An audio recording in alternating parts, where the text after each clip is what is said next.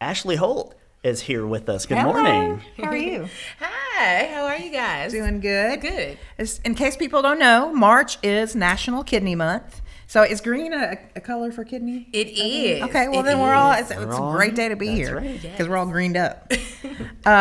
So kidney disease is something that we're talking about. We're raising awareness about what it is, but it's often referred to as a silent disease. Yes. Because there are usually no symptoms during early stages. Correct. So as many as 90% of Americans who have chronic kidney disease don't know they have the disease until it's very advanced. The good news is the earlier you find out about that you have kidney disease, the sooner you can take steps to protect your kidneys from further damage. And that means that may allow you to continue work, spend time with your family, friends, stay physically active, and do things that you enjoy, which we all love that, right? Yes, we do. So that's why we're happy to have you here today, so we can bring awareness to the silent disease and talk about kidney health and what we can be doing to keep our kidneys healthy, or if we can talk about things we can do to prevent chronic kidney disease. So tell us about your experience, Miss Ashley. Well, thank you, you guys, for having me. I'm super appreciative to share not only my story, but the story for others who are journeying and battling through with this chronic disease. I myself like to tell people that I am differently abled because I live my life as a kidney warrior.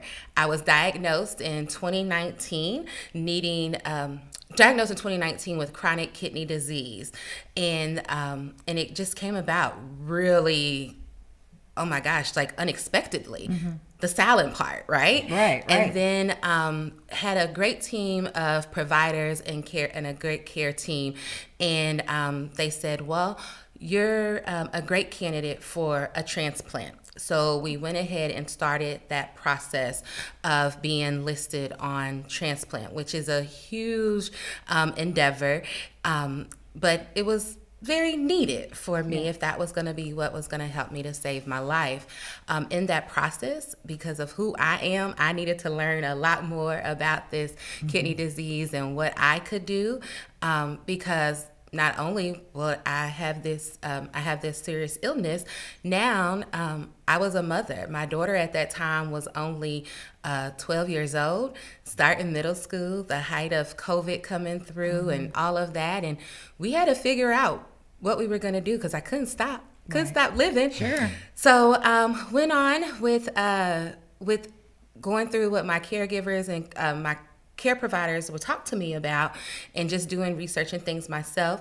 So the whole time of 2020, I really believe that things happen when they're supposed to, because the whole entire 2020, me and my family spent that time learning all we can about chronic kidney disease and what we could do to be better. Okay. And so that was fun because we were able to do, like, I love to cook and I love food, and part of kidney disease is making sure your nutrition is great. Sure. So I was able to transfer my favorite recipes to, more kidney-friendly things, try new things, try new exercises, and just live and live more abundantly.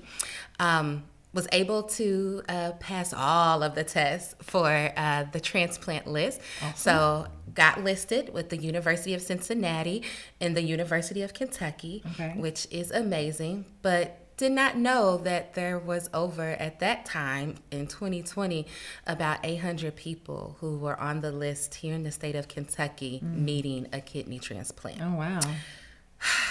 So how does that work? Well, it's blood type. Okay. It's pre-evaluations from the doctors. Okay. It's something called your sensitivity. In my case, I'm O positive, but then I'm also highly sensitized. So that means in a room of 100 people, I would not match with 98. Oh, wow. Okay. So it's a lot more than just the blood type, but that's part of it. And then also it's just the willingness, because even during this time of being on the transplant list, there's some compliance and some regulations that I have to make sure that I continue to do as well. Okay, just rules you have to follow and abide by. Yes. Okay, so Yes. what is the process for getting matched with someone? So the process getting matched is super easy. Okay. Let's start with being an organ donor. Okay. Just signing the back of your driver's license, letting people know like this is one of your wishes.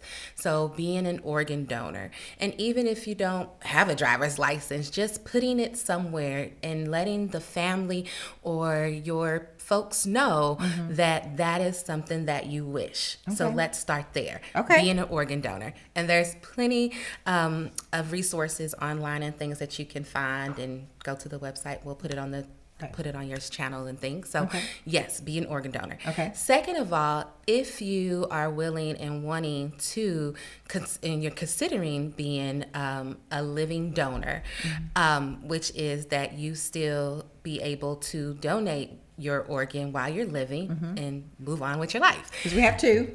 Yes. We have two kidneys. Yeah. And you can donate share one. your spare, okay? Share your spare. So, yeah, love you that. can go to the website and you just fill out a questionnaire.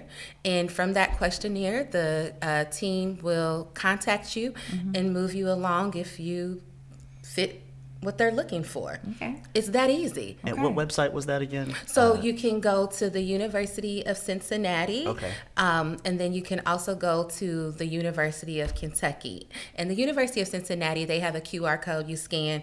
I think it's about, it takes about 2-3 minutes to fill out some basic information. And then they go from there. Okay. All right. That's all I really know. Do we have that QR code?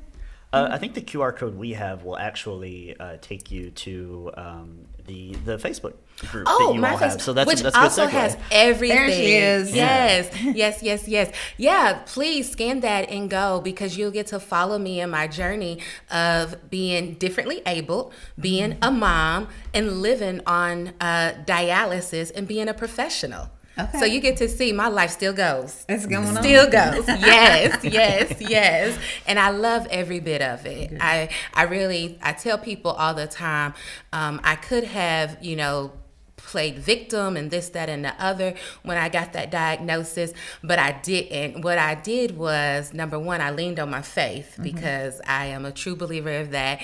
And it was actually probably the first time I had to lean on my own faith and no faith of anybody else's. And so that was one. And then two, I really evaluated and it was like, well, why not me? Yeah. Why not me? I am the perfect one to go through this and share this story to get others involved, and especially communities of color, because one of the things in communities of color, kidney disease affects us at a much higher rate.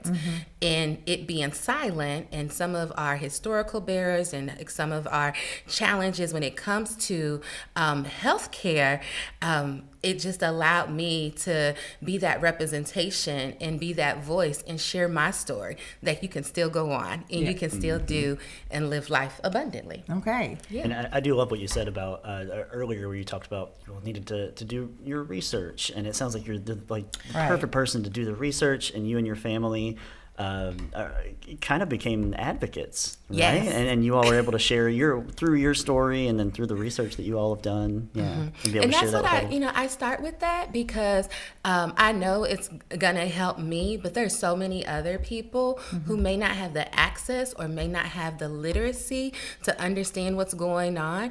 And so I like to say, let me just share how I found out. There's so much there, and there's resources available, and you have to use them. So when you do go to your doctors, you know what to ask for. When you get your physical, what's my creatine level? Do I have protein in my urine?